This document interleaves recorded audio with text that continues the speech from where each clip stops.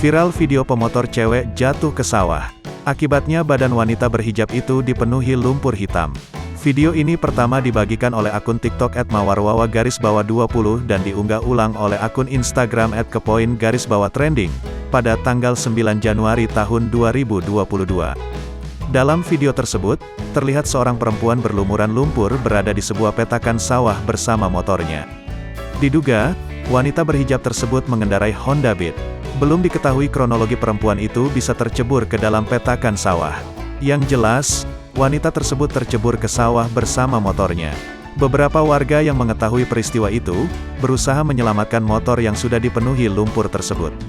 Sementara wanita tersebut terlihat tidak ada luka dan mampu berdiri kembali. Perempuan tersebut lalu dipandu untuk naik ke jalan oleh seorang warga. Setelah naik ke jalan, sang perekam video yang diduga teman korban tak henti menertawakannya.